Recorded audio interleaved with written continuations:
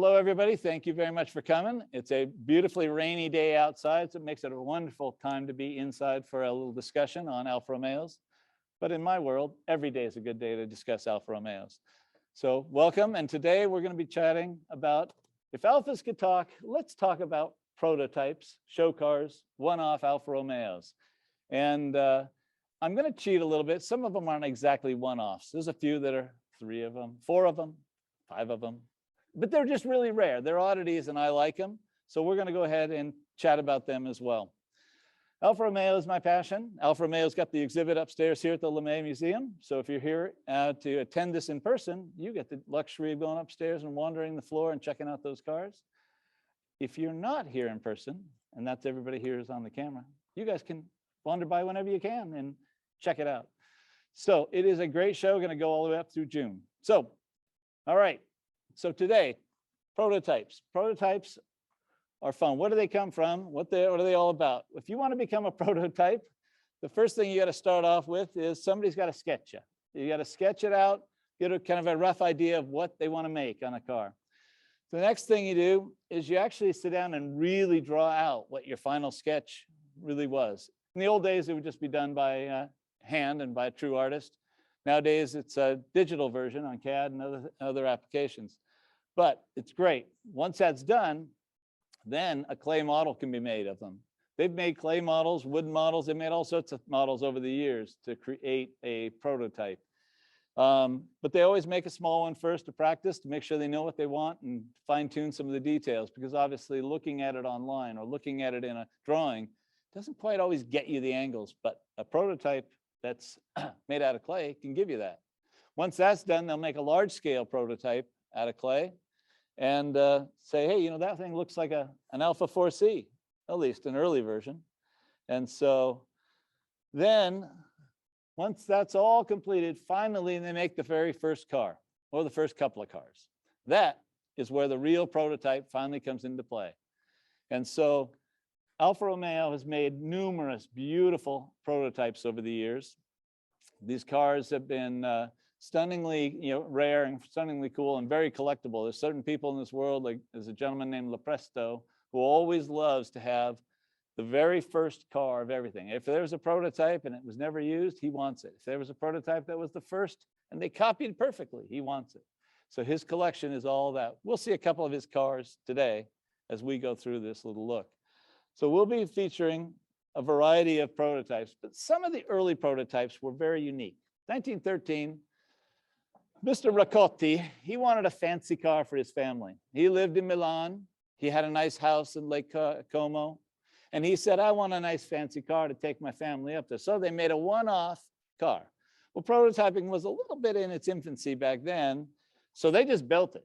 It sounded like a good idea. They made it out of this aluminum type skin on there, and they riveted it all together, and away the thing went. They get it all finished. Now there's a couple of slight challenges with this car. You can see the other angle to it. Now you can tell none of those windows are flat. They're not going to roll down too easily. They didn't have that technology really, and there was no such thing as air conditioning. So that was an extremely hot car to drive in northern Italy in summer. And bear in mind, if you look at the engine is sitting here. It's back inside here. So all the heat from that engine was heating up the inside, and the sun on the outside was heating it up. So not a good plan. So by the very next chance he got, he had the roof cut off. It was not as aerodynamic in the second version as it was in its first version. The first version was actually able to go 80 miles an hour in 1913. One of the fastest cars out there, because it actually was reasonably good aerodynamics. So it was clever. And they just overlooked the heat and air conditioning issues, which were needing to be solved. So fixed it on 1915. You can see his driver is up there happily driving for him. I don't know how fast he actually took the family, but anyway, the pictures over there of the nice looking version, that's in the museum at the Alfa Romeo Museum in Italy. They found pieces of the original car. It's 90% gone. They found pieces of it and they rebuilt it. And so you can go see it now in person. It's actually kind of fun. And everybody here who's seen the Alfa Museum? Huh? There's a couple of hands. That's good. Everybody who didn't put their hands up, go ahead and book your trip as soon as possible. I'm biased, you can tell. So Mr. Lepresto. Mr. Lepresto owns this car. This is the one-off car, 1931 Alfa Romeo 6C 1750 GS Grand Sport. This thing is a one-off body car that when Mario Ravelli de Beaumont, I think is the guy's name, was the designer. He was a wealthy man, but he also fancied himself the designer. And he designed a number of really beautiful cars. And he designed this one. It just is an amazing car. And there's only one of them. So very, very cool to see. Just got a little small Alfa 6C 1750 engine in it. Wouldn't even go probably as fast as old Count Ricotti's car. But dang, does it look good doing it. So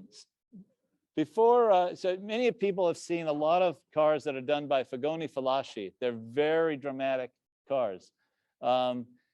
They were bought by royalty and fancy, wealthy people all over Europe. Before Falaschi and Fagoni got together, Joseph Fagoni was on his own, and he was designing some great cars. But the Depression had shown up. It was one of the last cars he designed before the Depression got to his business. This is the Fagoni Coupe, they just refer to it as, belongs to a gentleman up in Vancouver, BC. Just a stunningly beautiful car and a teardrop design. And that was actually pretty much ahead of its time to have that kind of sloping back and that very dramatic lines to it. Because at that point in 1933, there were still a lot of cars that were still very abrupt. So very stylish, very fancy. And then we jump up to a race car. So this is the Alfa Romeo Tipo B P3. Anybody who knows me knows that I love the Alfa Romeo Tipo B P3. They took one of these cars and they said, the German Silver Arrows, the Mercedes and the auto unions were doing very well against the Alfas, and they were losing some of their dominance. So the Alfa said, let's try something different. Let's see if we can make it more aerodynamic. So they did this one car, and they entered it into a race. The race was in 1934. It was at Avus in Germany, and there were 3 Alfas entered in the race. 2 of them were the standard Alfa P3, driven by Varzi and Chiron. And lo and behold, Guy Moll, who is a young new driver for Alfa, or for Scuderia Ferrari is the name of the team, was driving this car. The race started, it was a little rainy. He immediately fell back to like 4th place. And the other guys, the 2 Alfas and the leader driving a Mercedes, took off and they were doing great. As soon as the rain stopped though, he actually had a little bit more dominance with this car. The aerodynamics actually did help him a bit. And he was able to regain 3rd, then 2nd. And he was closing in on 1st, and 1st place broke down. So he wins the race. So the first race it enters, a guy is a young guy, a young person working for the team, and he's won the German race there at Avus in this car. So it was its shining moment. It did go on to win a couple other races, but that was its shining moment because he was so early on, and everybody's seen it for the first time, and there it was doing well. So very fun. It sits in the Alfa Museum as well. Just got the aerodynamic pieces behind the wheels, and it was all rudimentary early aerodynamics at the time. The hood stood a little taller and a little more rounded. They thought all this would just help, carry the air better, and they were probably right. So then Alfa was saying, we still need to make headway on those dang Silver Arrows. The German cars were really doing well, so. They decided to try the Bimotores. The Bimotores were 2-motor cars, bi-motors, 2 motors. They put a 3.2 liter Alfa P3 or P3 engine in the front. They put another one in the back. They designed this to go really fast. And yes, in a straight line it did. They had little problems on some of the shorter tracks, and they couldn't get the mechanics worked out to get both those engines synced. So once they got up to speed, they were doing great. But if you think one's a good idea, then they did a second one as well. The second one also has 2 motors in it, but they're just a slightly smaller 2.9 liter 8-cylinder motors. But it is pretty cool to see. What you end up with is they have one on display, in the museum. Again, the real one was sabotaged soon after they realized it wasn't working. They yanked the motor out of it, the second motor out. They did all sorts of things. So the two motor car didn't exist until the Alfa wanted to put it on display, and then they had it created again. But hey, lo and behold, you can go to the Alfa Museum and actually see it with the clear plexi covers now to expose the engine. So it's very crazy. I just love outside the box thinking, and this is definitely outside the box thinking. But so was this. So 1938, Alfa Romeo, still trying to have some dominance against a lot of stiff competition. They took the Alfa 8C2900 and they streamlined the body and they set it up to run at Le Mans. Now, Alfas had done well at Le Mans in the past, so they had reasonable confidence that their mechanicals were good. Now they had this streamlined body. So they built one of these bad boys and they took it out there and they were running the race. They were doing extremely well in the race. In fact, he built up over 100-mile lead over the second place car.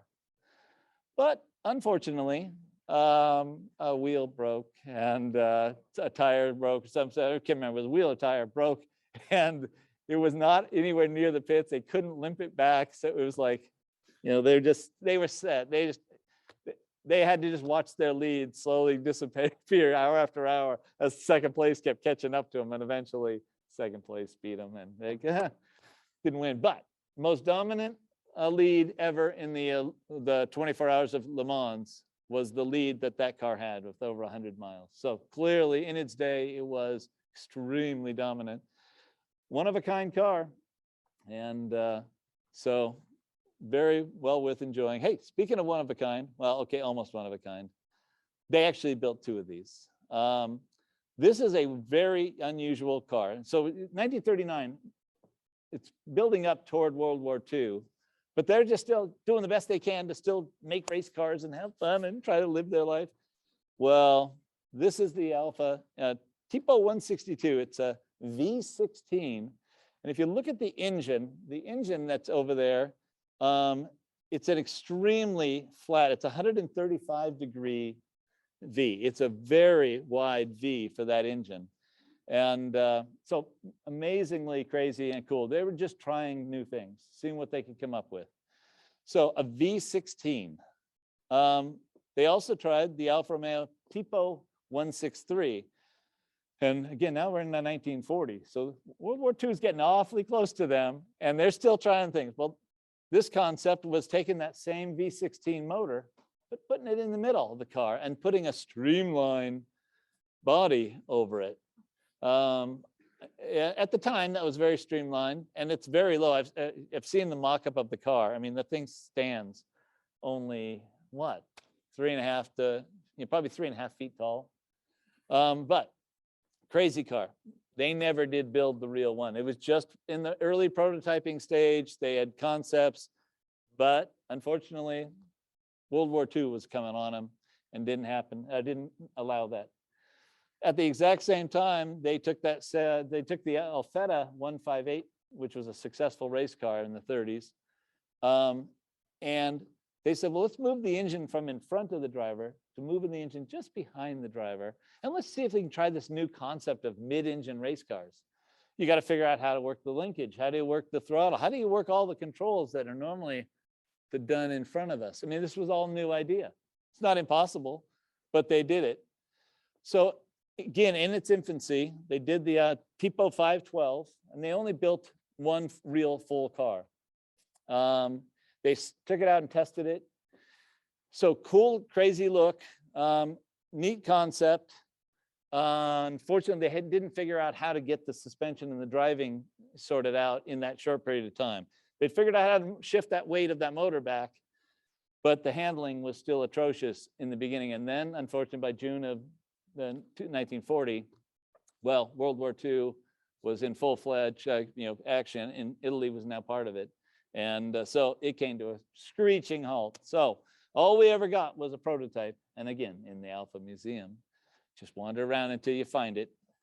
It's always hidden upstairs by their offices for some reason. I don't know if the people in the offices like it or don't like it. All I know is it's hidden upstairs by the offices. So But so World War II is going on. There's all sorts of crazy things going on.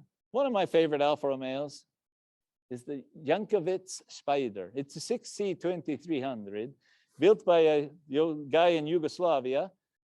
Yeah, he was friends with Jano, the head of Alfa Romeo, and he had done some Alfa Romeo things in the past. So he was working a deal that he would build a cool car for Alfa. And it was all was right before the war. So he was working on this big fancy plans. Well, the war showed up and he's stuck on the wrong side of the border in Yugoslavia. So he just had to scrap it to, any kind of parts he could to make a car. So he built his own cool body, sitting on Alfa Romeo chassis, brakes, steering. He finally got his hands, he had big plans for the 8C 2900 motor. Well, that didn't come through. So instead, he went for the 6C motor. So he wanted the 6C 2500, which was a good, strong motor. Couldn't get it. Settled for the 6C 2300. But all that time of scraping together parts and trying to find things, it took him a few years. And finally, in 1946, he's got it all together. And he wants out of Yugoslavia. So late at night, about midnight, he jumps in his car and he takes off, roaring down to the border with the lights off on the car. And he runs right through the border with the border guards and everything, crashes through driving this car. The whole goal of his car was to be low profile, dark, and hard to see, coming and right through there. And it's also a very low car, sits very low because the engine's amidships in this thing. And he drove through. There's a few bullet holes in the car from the guards shooting at him, but he made it across the 150-foot gap of no man's land. And he gets into Italy. And that's all he wanted that car for at that point. Once he got it done, it was like, I just got to get out of Yugoslavia. This is not the right side of the border to be on in World War II. I'm going. And he went into Italy, and where he was actually a lot safer and a lot happier. He left the car behind. An American serviceman found it and thought it was kind of weird, bought it, and it moved around, came to this country for a little while, stayed in Europe, went back to Europe. And it now belongs to a collector in Germany, and it's sitting on display in the museum in Sinsheim, Germany, which, by the way, another great museum for anybody who's looking, Sinsheim, Germany. Autotechnik.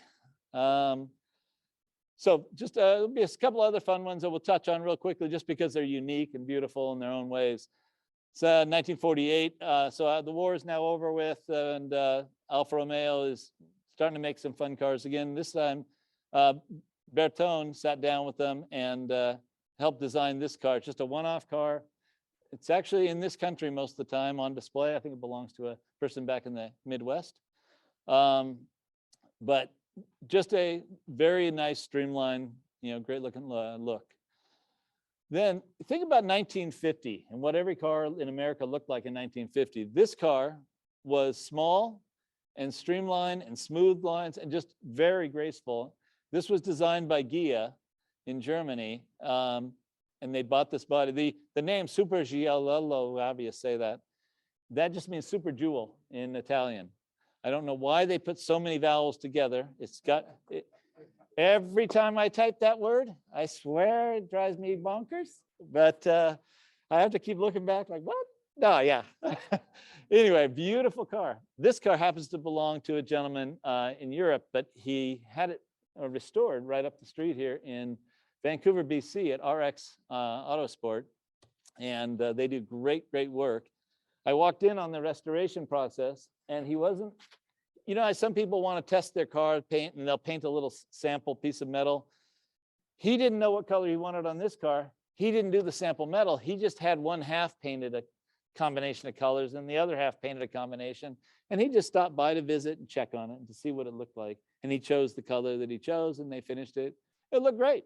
And it was at Pebble last year, and it was at a couple other places. So great car, but very stunningly beautiful car. There was only 4 of these made. So if you see one of them, you get to see one of a very limited number. Then we slide into the Disco Volantes. So Alfa Romeo having fun doing cars. The idea was aerodynamics, and it was also to have a dramatic look. So they designed the Disco Volante, a flying saucer, and then they did the coupe version as well up on top. Now, both of them are powered by a little 1900 motor. 1900 motors they were okay.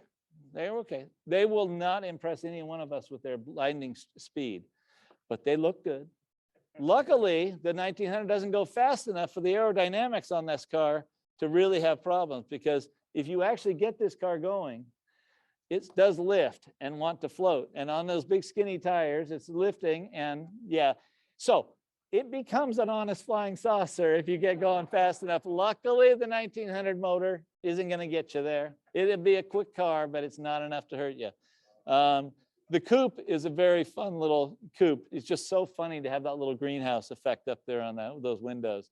But they built a couple of each, and Alfa, I think, owns, well, Alfa owns at least one of each. And I do know of at least one other person out in the world that has one of the true, honest Alfa-made Disco Volantes. So very fun cars, very different. But not everything was stunningly beautiful, at least in my eyes. I mean, somebody liked it. Bonacci was known for making all sorts of creative, unique things. So this is a little 1900 Astral, and it's got a little Alfa emblem or grill right here, so it truly is an Alfa. I mean, it is, even from the outside. But it is a very unique car, very unique look, very unique lines. So not every prototype you want to see on the road. Sometimes you just want to see it in pictures. So anybody who knows the little Alfa Romeo Julietta Sprint Veloces, this is a very popular car. But when they first started practicing and creating them, then the design wasn't quite as handsome as it is now. And this is, was done by Bertone. This is the same people that did the real car. It's just the early versions were a little bit more clunky, a little bit more, not so great. But we're getting better. 1954. Now we're really adding some more of the long, fun lines to the car. They built this beautiful 6C 3000 CM. So it's got a bigger engine. It's a fun car. And Boano, who has, like Bonacci, sometimes goes a little bit out there and gets a little crazy, did not get crazy in this car. Look at that cool back window. It's kind of like the Corvette, which stole the idea in 1963. But hey, Boano did it in 1954. So very fun car. This car is actually recently restored and has been at a couple of car shows over the last few years. But then Alfa, back at home, did these designs. They did the 2000 Sportiva Coupe and Spider. They did just like two of each, and those things are phenomenal cars. I mean, I've been in the Mille Miglia with these cars, chasing along with you. And you look in the mirror and you see it coming, or you see it on the street, you just like, oh, that is a handsome car. And so some cars, like, that Bonacci Astral Spider, you might not want to see that in your mirror, but this one, yeah, you like it in the mirror and it looks good. So both of these are stunningly nice cars, very good looking and very fun. So then Alfa's on a roll. They're working with Bertone. They have those 1900, chassis. They want something fun to go out and show. So they go in with the Bertone Aerodynamica Technica design study. They're looking at aerodynamics. So they come up with the BAT5. BAT5, extremely dramatic lines. It's actually got headlights that are hidden inside here that open out. When you hit the switch, they pop to the inside, and the little headlights are now aiming forward. So very creative, very wonderful, fun lines. So if you think that's dramatic, then you say, how about we try for even more dramatics and go for these rear wings that swing up and almost touch. So surprisingly, they were using what would be rudimentary wind tunnels to make sure that this worked. And it actually did work surprisingly well. I just looked at a video just the other day of this particular car racing in Columbus, Ohio on a racetrack, at an airport racetrack. And it's just dramatic as hell going around that track. But, there's only one of them. So you're risking one of one when you're driving it on the racetrack. But amazing car. So they said, well, that was over the top. That was over the top. So then they said, let's try for a little less craze. So they then brought those wings down a little bit, made them a little more straight. And so this one was so cool that Hot Wheels came out with this about 15, 20 years ago and put it as one of the little Hot Wheels cars. And no, you can't own that because I own all of them. I bought all the Hot Wheels that exist, I think.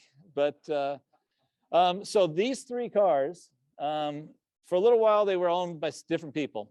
We'll talk about the silver car belonged to a guy named Caberly, Gary Caberly, and we'll talk about him a little later in this this thing. You'll see why. But these three cars owned by different people for a while, and then they got gathered up together by one individual collector, a Japanese collector who kept them for quite a few years. And then they sold all those to a former owner of the Seattle Seahawks, Mr. Ken Behring, had them down in his car museum. But they have sold, and they are now in the possession of Mr. Rob Walton. Mr. Rob Walton got a call from me when we were doing this handy dandy exhibit in this museum, and I asked to borrow those cars. He said no.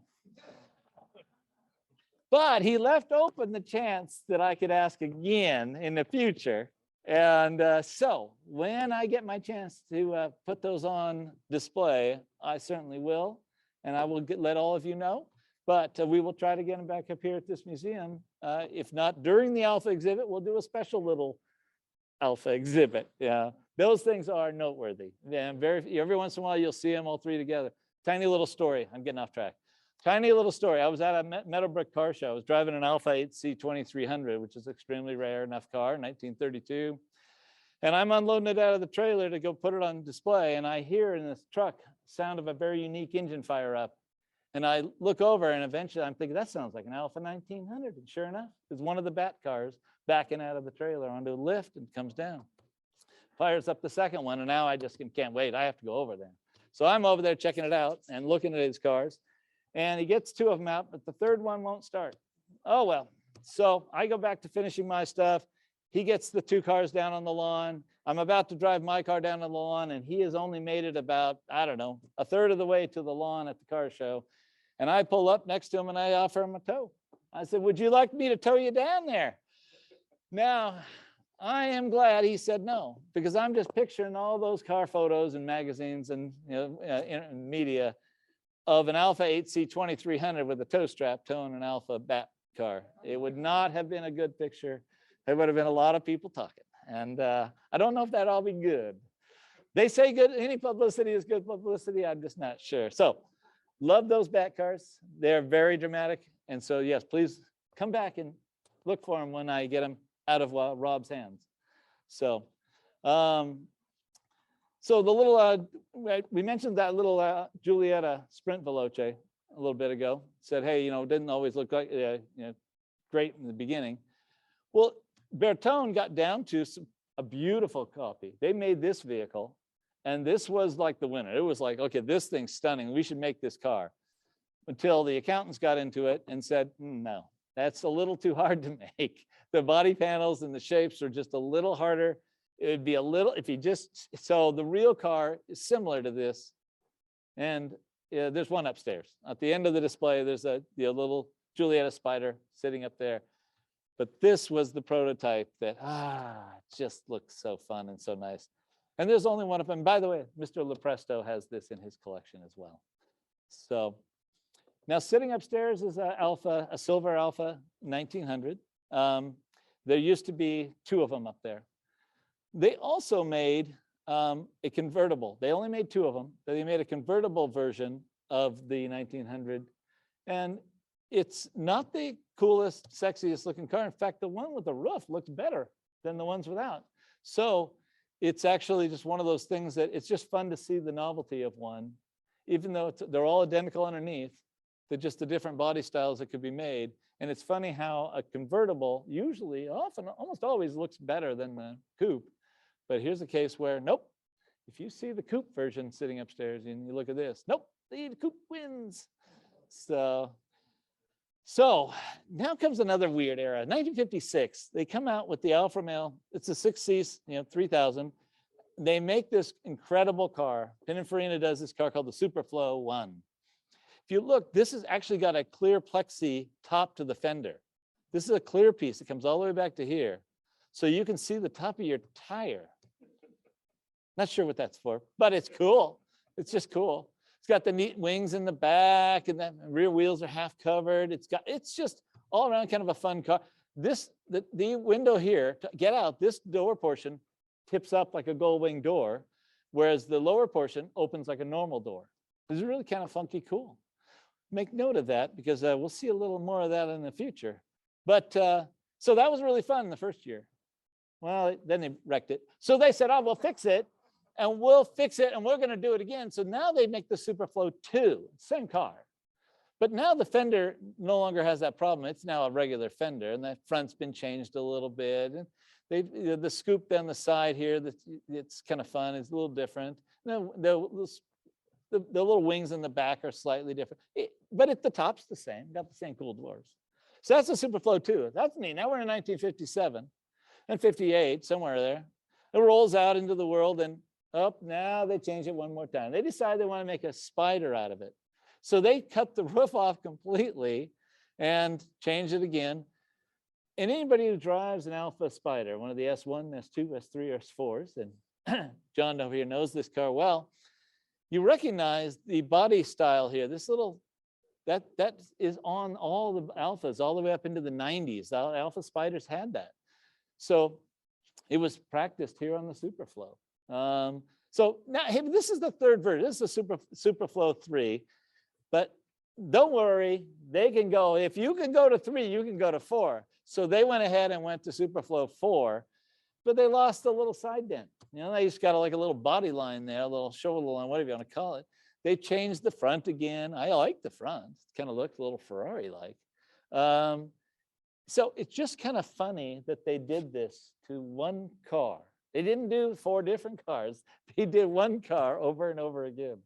A couple times because they wrecked it, but a couple times because they didn't like it. So anyway, very, very fun. So then comes the Alfa Romeo 2000 Cestre, which I don't know how you say it exactly. I'm not great with Italian. I think it just means 60. But look at that door. That door opens out and then slides back or pivots back. And if you look at the front of the car, they did 2 of these. And this one, the second version, has a normal door. But look at how the front's much more American than the Italian cars. There's nothing that says Alfa Romeo about this. But they named it after a city in Italy. Cestre is a little village or a mountain town about 60 miles away from Rome, which is where it gets its name. So very unique car, but not everything looked Italian. Some things look very American. And like that door on the first one, very weird, very weird. Then there's other things that in that same era that are just hard to look away from. This is the beautiful Alfa Romeo Julietta Sprint Speciale. The first 101 of these cars built were called low nose because the nose on the car dropped down lower. After 101 cars, the nose sat a little higher, the headlights sat a little higher, the whole front was just a little bit higher. But alloy body, all alloy body on the thing. And this picture over here is a rare thing where they took a whole bunch of the 101. They lined them all up for a media day, and each car is numbered. And the media would be told, oh yeah, go, your car is waiting for you in number 7 or number 3, whatever. And so all the media got to drive the cars. But how often do you see a bunch of Alfa low nose Sprint Speciales together? You don't. It's very rare to see one. And so if you do, it's 1, maybe 2. I've even seen 3 at one show. But that's it now. Just fun to see it. Great cars. They started with a 1300cc motor. Very fun thing. Keep the revs high and drive it, and you enjoy it. Don't plan on talking to whoever you're with because the car's making too much noise. But it's a fun car.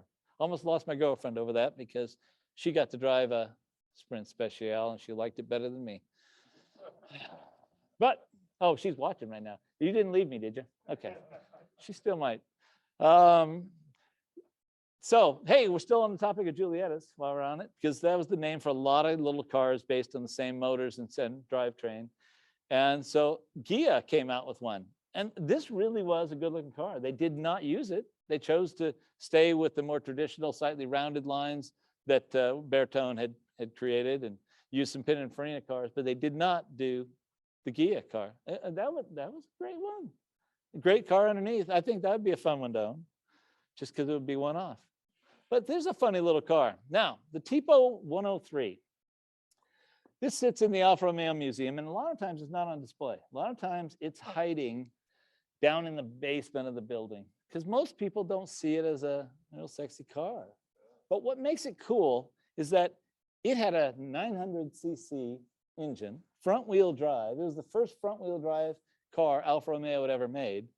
And they had decided to make it as a commuter car, to give it to people who, families that just couldn't afford a real sporty Alfa, but they could get this. They were going to try to do the every person's car. So they figured it out, and then they decided not to. In fact, they instead decided to just partner with Renault and manufacture Renault Dauphines in Italy to sell in Italy, and said, we'll make our money this way instead of making our own car. And then Renault came out with the Renault 8. And don't you notice it looks a lot like the Alfa? Now, the difference is the Alfa is front wheel drive, front engine. The Renault is rear wheel drive, rear engine. So the concept was very different application, but the overall look was pretty darn similar. So very rare. That's just one of those Tipo 103s made. In fact, the funny thing is they made it, they didn't even assemble the engine on it. They built 3 of the engines, and they never finished any of them. They're still in the testing stage when they shelved it. But then finally in 1968, they finished the engine and put it in the car. So the car drove for its first time in 1968. But hey, it was kind of a funny little car, and nobody cared anyway. So it didn't make headline news. But at least now we all know. Everybody in this room and everybody watching knows that car does exist and does run, and drove at least once in 1968. So 1961, though, we've got another little Giulietta. This time is Goccia. The Goccia is a very unique car because it's just extremely lightweight, had about 125 horsepower. And as wonky as it is in some ways, it really was a fast, fun little car. The people who test drove it just really enjoyed it. Alfa never did anything with it, but hey, it made the cover of a car magazine. Yeah, it was like, look at that sexy little car. So very, very fun, very unique. And again, there's just the one of them sitting around. Here's another one that there's only one of, and we're kind of happy about that, because it kind of looks like that car that Tattoo would be driving to me on in Fantasy Island. It just looks like one of those little funny cars, but it is, one-off, very unique. Speaking of one-off and unique, this is your trivia question of the day. Have you ever seen an Alfa Romeo pretty car? There is but one Alfa Romeo pretty car. There was a little company called a design company, Carrozzeria Casale. Carrozzeria Casale wanted to, it was brand new. They designed only one other car and it hadn't gone anywhere. So they took an Alfa Romeo that was a popular little Alfa at the time, and a little Spider, and they made an all aluminum body. And this thing actually was a relatively handsome car in its day. I mean, you think it's 1962. It had aluminum panels. It was somewhat lightweight. But its name, honest to God, the logo on the car says pretty car. And if you go on the Alfa Romeo, the local club website or Facebook page right now, I actually posted a picture of the logo on there saying, what car is this? So you've all been here, you can see it. Things like the tail lights and the turn signals and all those little things, they came right out of the Alfa Romeo parts bin that every other car was using. But the body lines and the trim was all this guy. It's very unique. A one-off car. Almost nobody's ever seen it because it was so weird. And so it looks like it. Yeah. Yeah. So there's a few cars that came after that, huh? So moral of the story is there's a lot of other great cars to look at. And so this was the Alfa Romeo Kinguro, which, by the way, is Italian for kangaroo. But just a fun little car. This is an Alfa TZ. Sitting upstairs on display in this museum is an Alfa TZ1. Well, this is a TZ1 underneath. It's just, so it's a 1600cc 4-cylinder engine. It's very lightweight and fast, just very unique design. This car has had a rough life. It caught on fire, burned, and got rebuilt and stuff. So tough life. But then there's also the Giulia. Now we're getting into the mid 60s. Now the Giulietta has been retired and it's been upgraded to a Giulia. And the Giulia is, they come out with the 1600 Sport Pininfarina. So this thing is amazingly beautiful. They just built the one, but just a great car. Of course, we have the miniature of it upstairs on display in the little display cases. But yeah, that's a one-off, amazingly crazy, streamlined, ultra-low car. If you actually stood next to it, you'd be like, yeah, that's not very tall. I mean, you can tell because those wheels are 14-inch rims, so wheels. So you can tell that car, it's 36 inches tall. So you got to climb down into it. Very cool. Then another bizarre, show car thing. They want to get people's attention. So they built this car, the Scarabeo. The reason it says ×3 is because they actually built 3 of them. The first one looks like that, and gosh, and then you look at the back. Look at that very abstract, back to the car. That doors all open up and forward type thing to get in. It's just crazy.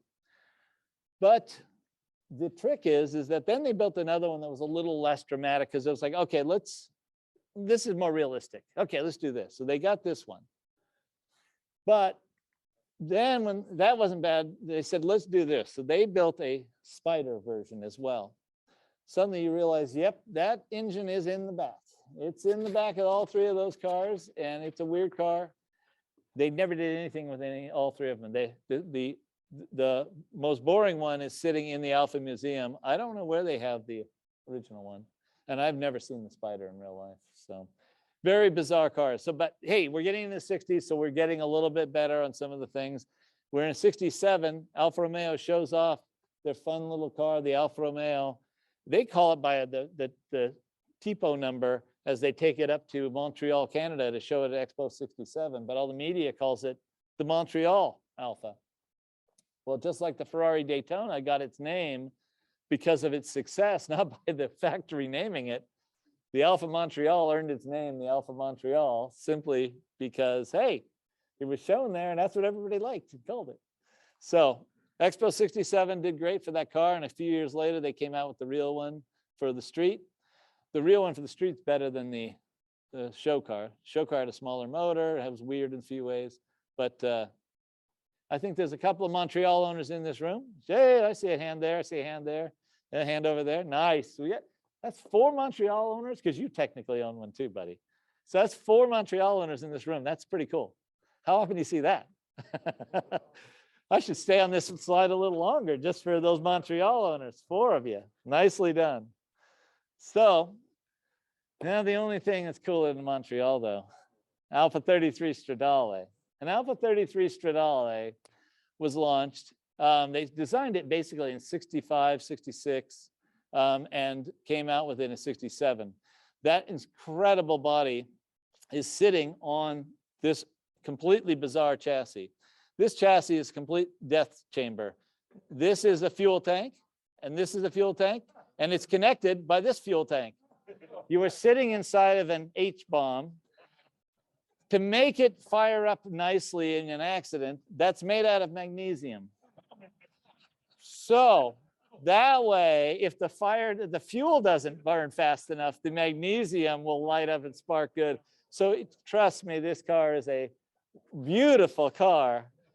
I've had the luxury of jumping in and firing one up, and hearing that engine right behind your head and feeling that thing, it's great until you realize what you're sitting in. And even in the car, the carpeting in the car is rounded, just rounds down over those fuel tanks. You just don't kidding yourself. They don't hide it. You're climbing into death, but it is beautiful. Oh my God, it's beautiful. So the nice thing is as they were building them, they had like 18 chassis. So what do you do with all 18 chassis when they start trying to sell them? And those Alfa 33 Stradales were really expensive. So there's only, 12 of them that were made as the Stradale. So what do you do with the other 6? Ding, ding, ding, ding, ding. You hand it over to Bertone and say, Bertone, what would you do with it? So Bertone in 1968 designs that stunning car, the Scarabeo. You know, you see people say, oh, you got Lambo doors? Forget about it. The Scarabeo had Lambo doors before Lambo had Lambo doors. Those doors pivot forward and up. Oh, they're just so cool. That car is just, it's the same death trap underneath, but it is that beautiful green car on top, just from every angle, phenomenal. That's in the museum at Alfa Romeo. Then in 1970, Bertone came out with this car, the Navajo. The Navajo was bizarre and crazy. It has that same stuff underneath, the same Alpha 33 underneath it. But they went up for aerodynamics and things. So they have this big wing back here in the back. The cabin of the car tapers down. So the air comes around the front and tapers back underneath that wing nicely. Then in the front corner, these are the headlights. The nose tapers down in. The headlights, when you turn them on, pop out and from the side. And it's like, that's really cool. And you think that's enough? Well, that front air dam on the car, the air dam is that, it's called active aero. Back when nobody knew what active aero was. The faster you go, the further that extends down. Oh, it's just all sorts of crazy cool things. So amazing car, might kill you, but it's amazing car and just very fun to look at and very bizarre. And that's what a prototype's for. It's just to have fun with the ideas. Don't hold back. Go and do something that's out there. But that's just two of the chassis. There's more chassis to use. So lo and behold, they go to Pininfarina, and Pininfarina says, hey, look at this. We'll make this cool thing. It looks like a Hot Wheels car. Well, Corgi came out with it instead of Hot Wheels. But Corgi made this little miniature. It's very cool. And but Pininfarina made one of them. It's called the P33 Roadster. Again, that mid-engine crazy car. But at least there's a way to jump out because there's no roof. So if the car is burning down, you can get out. But then they went and made one of the most beautiful cars they've ever made. They made the 33-2 Coupe. The little 2 signifies it's actually a 2-liter V8 in all these cars. Anyway, so Alfa made this car, or Pininfarina made this for Alfa. Phenomenal looking car. In person, it is just hard to look away from. It's just so beautiful. Ferrari saw it, and Ferrari goes, no, we want one of those. So there's actually an Alfa, and then there's a Ferrari P5 that actually has this body on it. And it has a big Ferrari motor, Ferrari underneath it. It's completely Ferrari, but it's got this body. And the only thing they did was they changed the grille from an Alfa grille. They put a Ferrari little grille on the front that's a little different. And then they changed the back. It's hard to describe. If you can picture like little lines, contour lines you'd see on a contour map, they have those that start right behind the rear tire and go wrap all the way around the back and end at the other rear tire. And so they uglified the Ferrari one. And I assume it was a favor to me that Pininfarina did that, just so that the Alfa one was always more beautiful. The Alfa one is great, but that's not enough. Pininfarina said, well, if we can do one convertible one, let's do another one. So they also did this one they called the Cuneo. And if you look at this, it really is, it's a low shot, but a high shot, that body almost looks like a big flat plane on there. Very, very cool. It is a wedge. So very fun. So now they've used up, that gets you up to almost the very end of the run. You've used up to 17 of the chassis. You could do one more. You can do the Iguana, Ital design. Giorgetto Giugiaro designs this car. And so a little bit more conservative than some of the other ones, except for that really high lumped up back. But to make it really unique, it's left the body exposed. There's no paint on it. And it's like little, the stampings on the body. It's so cool to look at. If I was a nice guy doing a good presentation, I would have put a close-up of those little tool marks on the body. So just an amazing car. Again, just one of them. And all these cars hiding in the Alfa Museum. And so again, a pilgrimage we all need to do. So 1970, Alfa Romeo Junior Zagato Periscope. This is a race version of the car. And they only made one of them. It was actually kind of cool, but it hides in the Alfa Museum. And again, it's like that little blue Tipo 103 thing. They don't usually put it up where you can see it. You got to really dig. Sometimes ask, hey, well, I can't find, where's the such and such? It's sometimes they'll be nice and they'll let you in.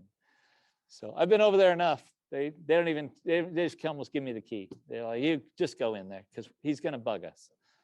So now Alfa Romeo was trying to resolve some issues with the Italian government, and there was a lot of crime and unemployment in southern Italy. So they opened up a car factory down there in southern Italy, and they made cars called Alfa Suds. Alfa Sud, just Alfa South. So the Alfa Sud factory wanted to have something showy. So they built this one show car. And that entire top on this car, the glass top that you can see here, all tips up from below. So you climb in and out. That whole door, the side, the top, it's very, very good. It tips all the way up vertical. It's really cool. It's got a really small little boxer engine, like this little flat 4-cylinder engine, like a Volkswagen, hiding in it. But that's what they put in Alfa Suds. So it was a very cool car, very different. And so back up north, though, we had a little bit more fun. So I'm an Alfetta fan. I love my Alfettas. Alfettas are the little 4-cylinder cars with the De Dion rear suspension, and it's got the transaxle in the back. Well, Alfa had their version. Guajario had designed it, and they were selling it. But this was one of the show cars that they'd made, and this was called the Spider Eagle, and that top actually came off like a Targa top. So that's a cool car. But then on the racetrack, they didn't want to be outdone by Alfa street cars. So in 1978, Alfa Romeo, they take this Formula One car they've got, and they go, hey, you know what we could do? We could make this one-off car. This is really special. They put this big monster fan here on the back. Now, you couldn't have a fan on your car. That'd be crazy. Oh, but they said, no, it's okay. The radiators on the car are flat. They're on the top of the car here, and the air doesn't go down through them. So what we do is we put the fan on the back, pulling the air out of the engine compartment, so it pulls air down through those radiators. Seems like a logical argument. What they didn't mention was they also added little skirts along the side of the car and all the way around, everywhere. So the car suddenly became a vacuum cleaner. It's sucking down onto the ground. So it was, of course, throwing debris. If you ever see pictures of it racing, there's a cloud of debris behind it because it's sucking everything off the track, blasting it at the cars behind. But they built actually 2 of them. Niki Lauda was racing for Alfa at this time, and John Watson was his name, was racing for Alfa, and they both jumped in their BT, the BT46B fan cars. And the only race, the first race they launched them in was in Sweden at the Swedish Grand Prix. And they launched the cars. That thing was in pole position, started the race, dominated the race, and easily won the race. Nobody could pass them, but then again, the car was amazingly fast. Yeah, it got banned after the race. Yeah, they were like, we can't take away your victory, but we will ban you from future ones. So phenomenal car, one race, cool victory. There's 2 of them. And so very, very cool things. So, but you could also go over to Ital Design, and Ital Design built this really cool Alfa Romeo powered taxi. They were hoping it would take off like the London taxi would be in London, like Checker Cab was in the US. They thought, hey, they could do this in Italy. Didn't work. But it was a cool looking thing, so it just ended up being on their display shelf. Other people were making great cars. This was the Alfa Romeo Delfino, was also based on the Alfetta type underpinnings. The Zeta Six, phenomenally beautiful car. This thing in person is just great. Great lines, nothing from every angle. Again, it's just based on now the Alfetta has grown up to be a GT-V6. It's a V6 powered, bigger brakes, a little stronger transmission, but then this is the body on it. So yeah, I'm a fan of those cars. So trust me, I'd want one of those. But then there's also the opportunities to go awry.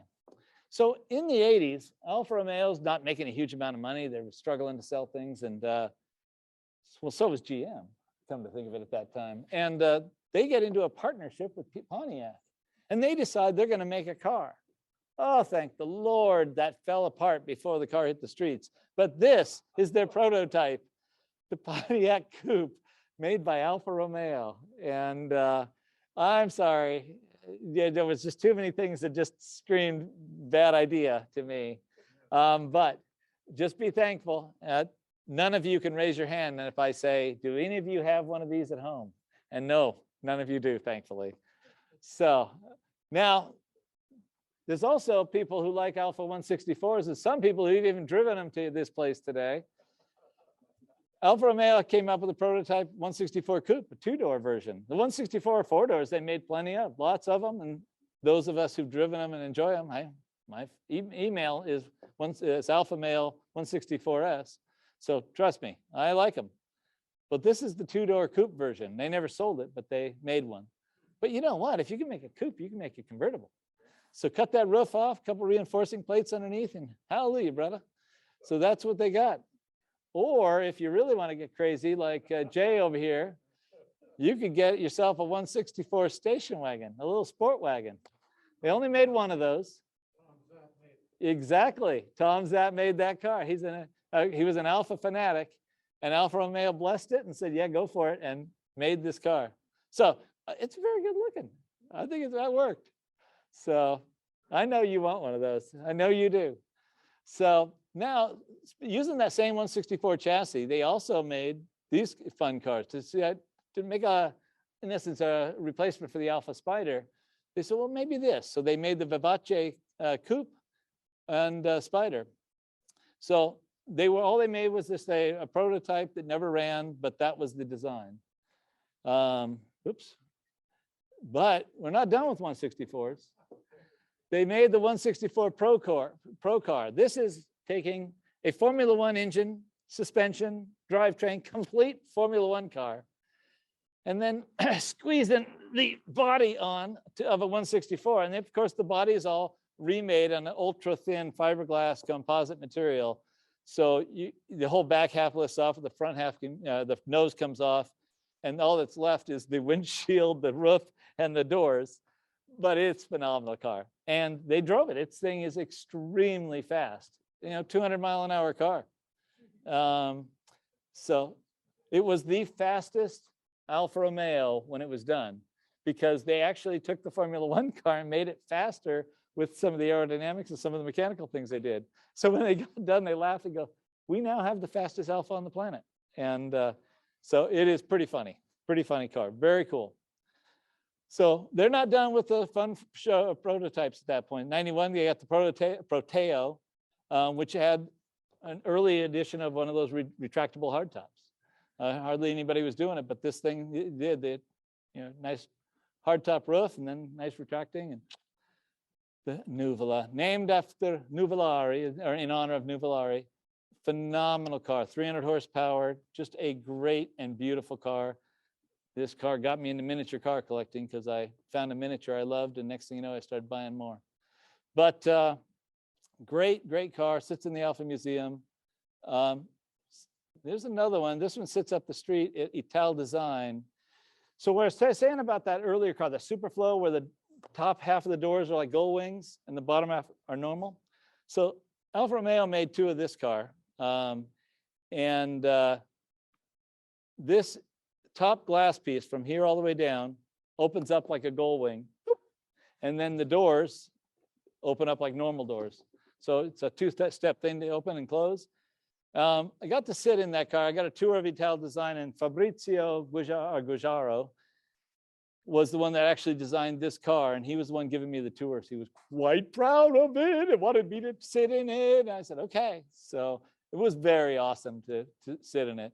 But it is a little weird to think of way those doors open. So it takes a little getting used to. I'm sure if I had it as a daily driver, I'd get used to it. But there's a slim chance of that. Some other things in '98 weren't quite as good looking, but they were unique. Give it that. This is Alfa Romeo Dardo, designed by Pininfarina, and you've got some Pininfarina family members hanging around it too. There's other fun ones, just again, design studies, trying to see what it is. And the Vola, if you ever see the Ferrari Super America, it has the top that when you open it up, it's a glass top, and it just pivots around and sets back down in the back of the car. That's exactly what this top did too. So very unique, very cool, very different. So, so you can see they're still trying new things. This is showing you what the show car and then the street car version looked like. So the top is the Alfa Romeo Brera, and down below it is the street version of the car. So they kept pretty close to the original design. So prototypes don't only go out there as something crazy and bizarre. Sometimes they end up getting on the road. So very fun cars. Some prototypes never make it to the road.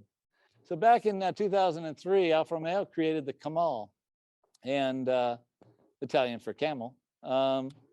They wanted to make this SUV, and they never got around to doing it. They didn't have the funding. They didn't think about, it's not going to work. Who's going to buy SUVs anyway? You know. So kind of a cool look. Their prototypes, the mules, I should say, that they were making. Oh, they were hideous, hideous. I didn't even have the heart to put pictures of them up here. I'm sorry. But at the same time, they did know how to make a pretty car. This is the Alfa Romeo Diva. This is a phenomenal car because not only does it look good, but hiding in the midships of that car is the beautiful Busso V6 engine. If anybody ever listens to a Busso V6 motor, you know what I'm talking about. That is a stunningly beautiful sounding engine. It just gets in your soul and you can't get it out. And this car has a beautiful one. Gets about 250, 260 horsepower out of it. I thought 280, something like that. It's a fun car. And of course, they only made one. They only made one. Now, the good news is that some of the things they learned from this car, they did incorporate a couple of years later in the Alfa 4C. So the Alfa 4C owners in this room are happy about that. But it is a phenomenal car.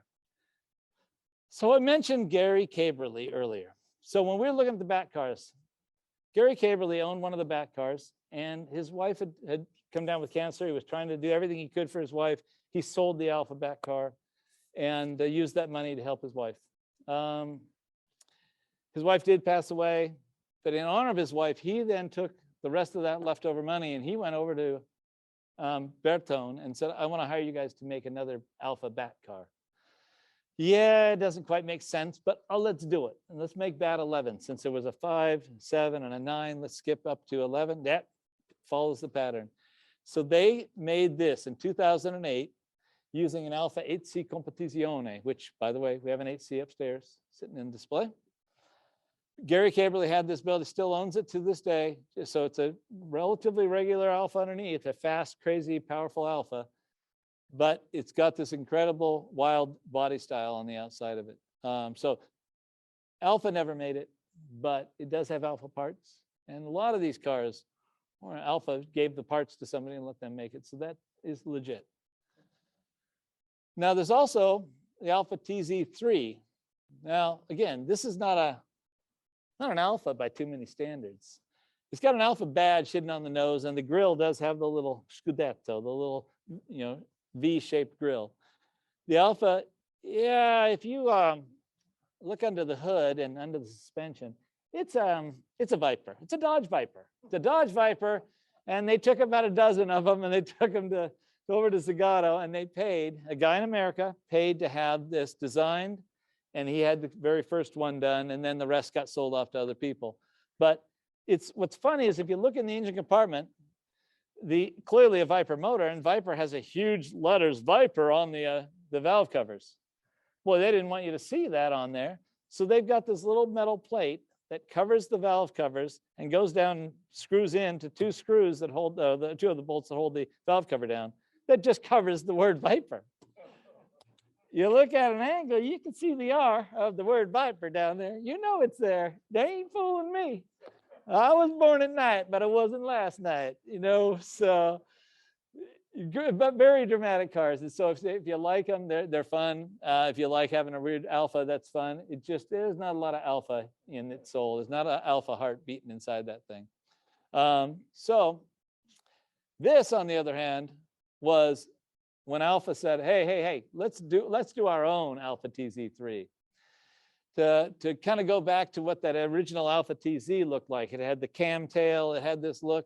So they created just one of these, the Alfa TZ3 Competizione. Didn't use a Viper. They used an Alfa 8C Competizione underneath that. So this has an Alfa heartbeat, an Alfa sound, Alfa engineering, Alfa suspension. That's an Alfa. It's just a one-off Alfa. So very, very fun. But now we get to probably my favorite prototype I have ever seen. This thing is just beautiful from every angle. Duetto Tante, a very weird car.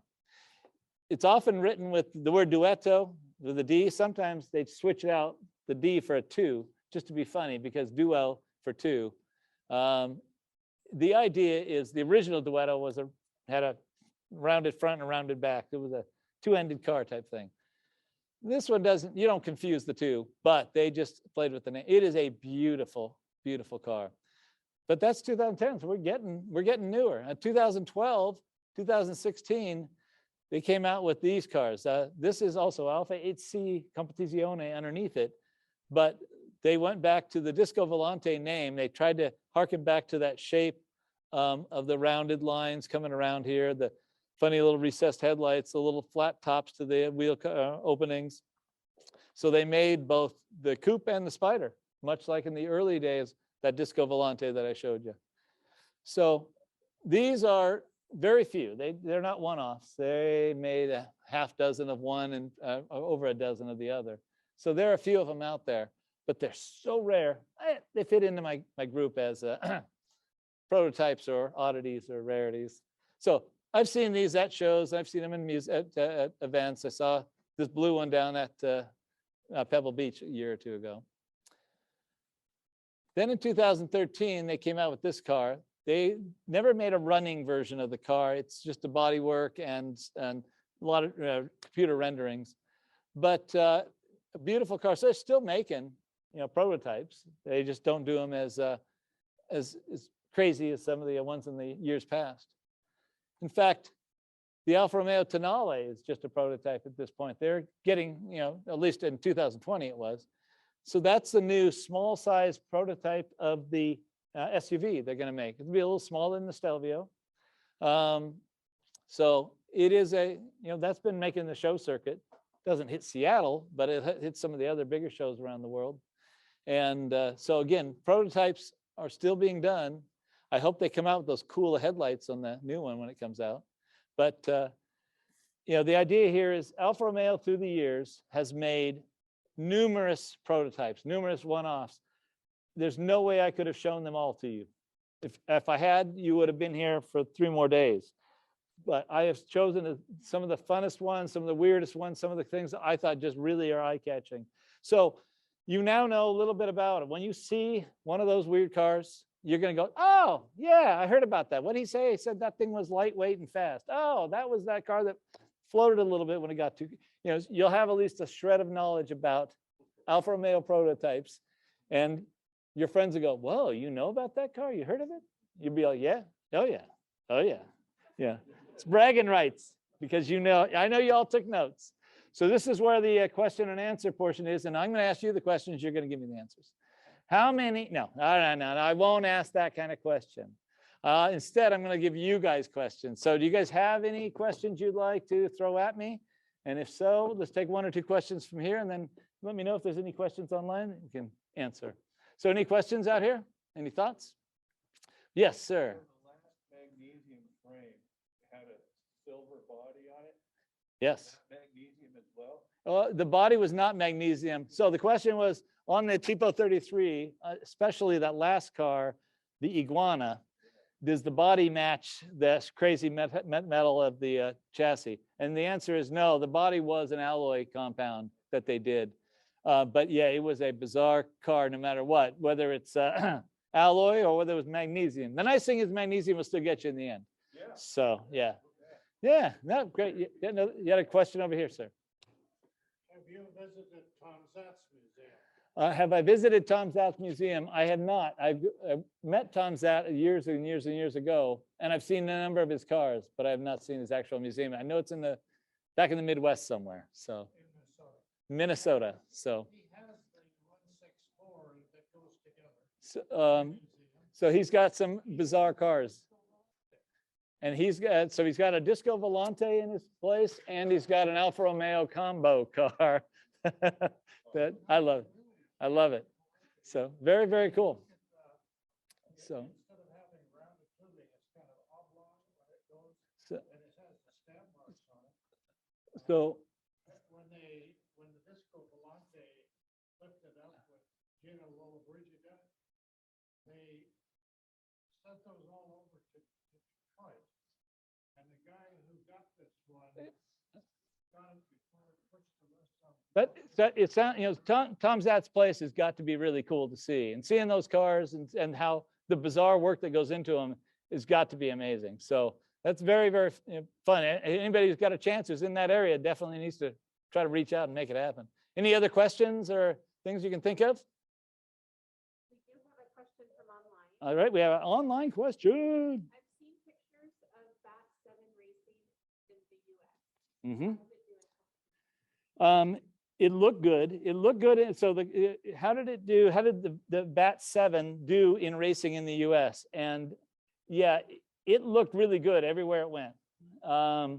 It didn't win anything.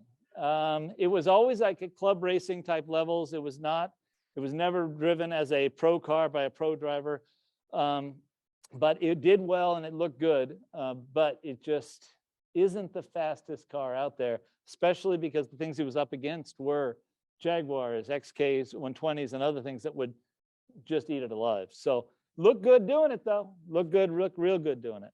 So good question. Any other questions online or out here? We do have one more online. Oh, let's throw it at us. Were the Alpha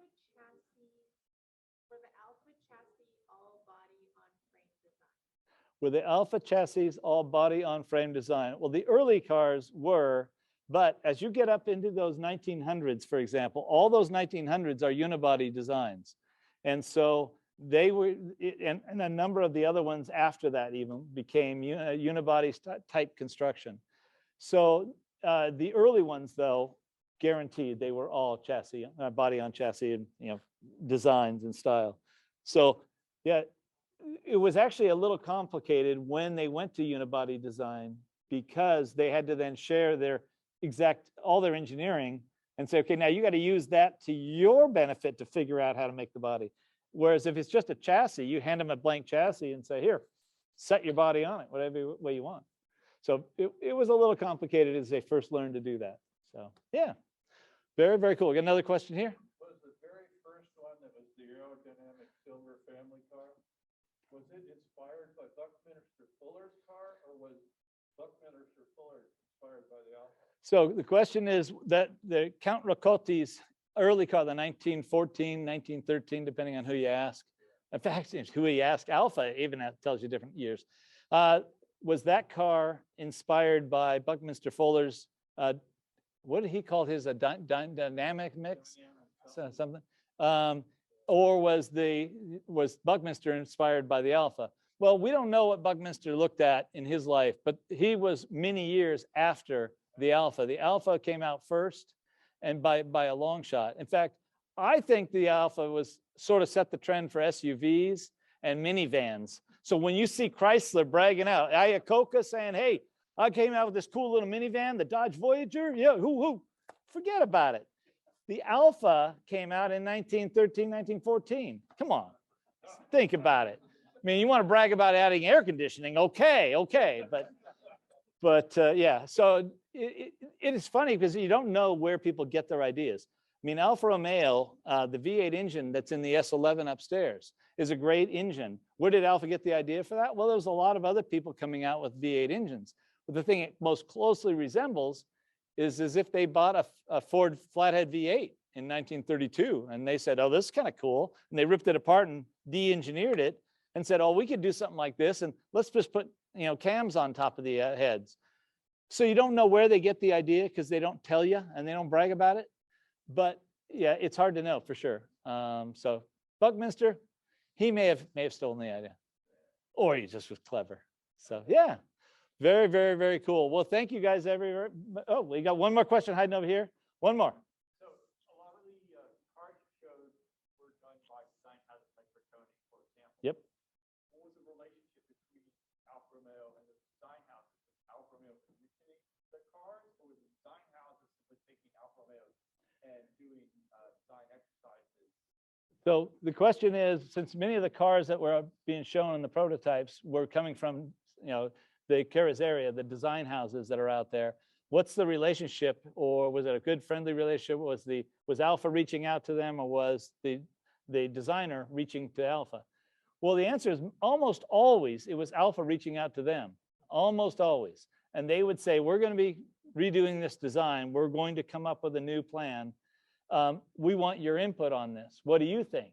And they would ask that, because they didn't have an in-house designer for bodywork back in the early days. Most of the cars they had were being designed. They designed the mechanicals. They designed some of the features that they wanted, but the interior look and the exterior look was all coming from a designer outside. And in Northern Italy, just in Milan, there was over 100 different carrozzeria, different body makers that were there. So that was the normal way of doing things in the old days. So as time went on and they started becoming a little bit more adept at what they wanted and saying, okay, now we'll do the initial sketch and this is kind of the layout we want.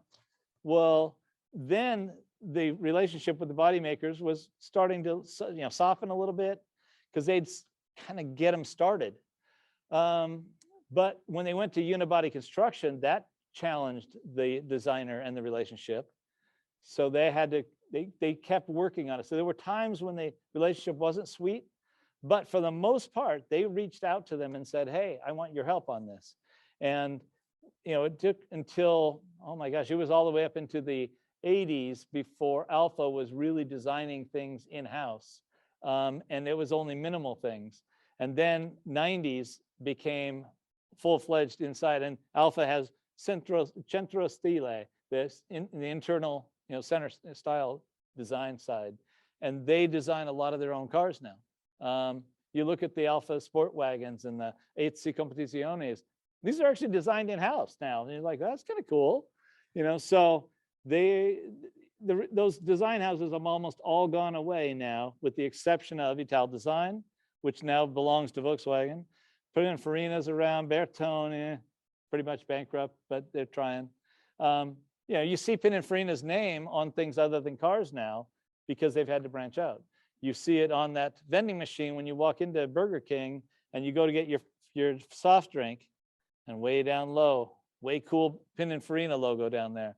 And I don't drink soft drink, but I go over there every time. So, but you see it on the high-speed trains in Italy. They're not designed by, a designer sitting at a desk. They're designed by a designer who's at one of those, Pininfarina, and Pininfarina designs the inside and outside of the trains. So they do buildings and interior design now too. So the design houses, most of them have gone away, and those that are there still do work with the companies, but much more limited. So, yep. Any other last second questions here? We got one way in the back, and I promise this is last question.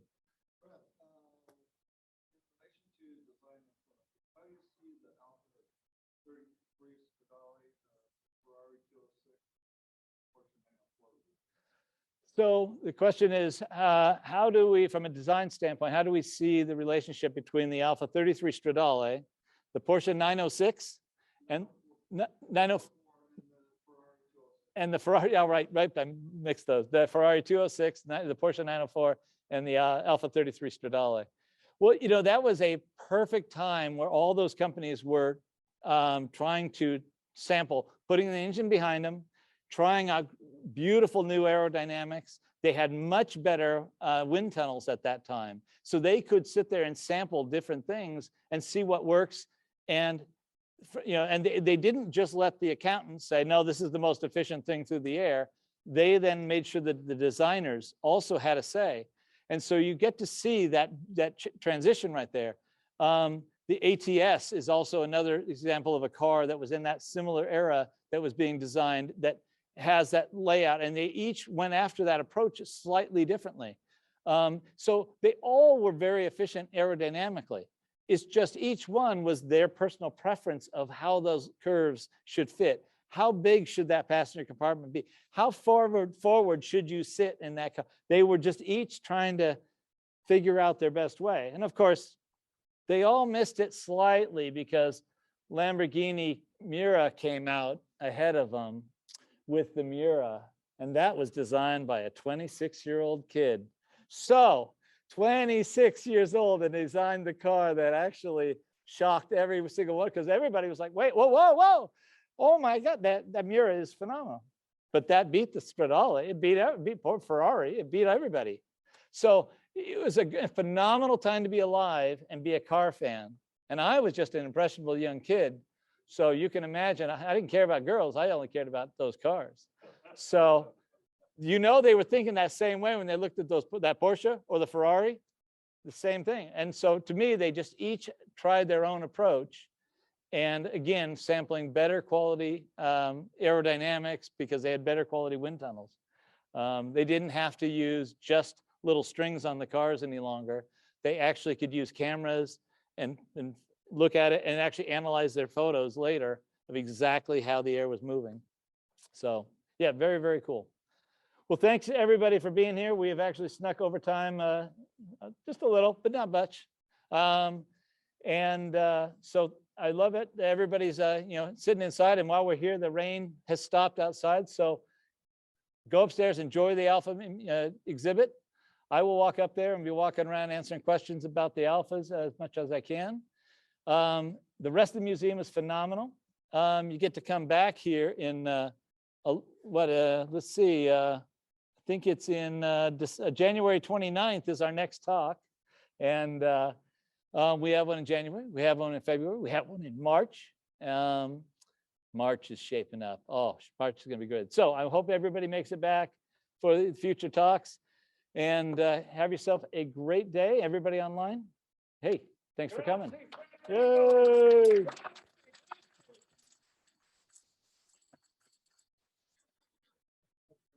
Nice.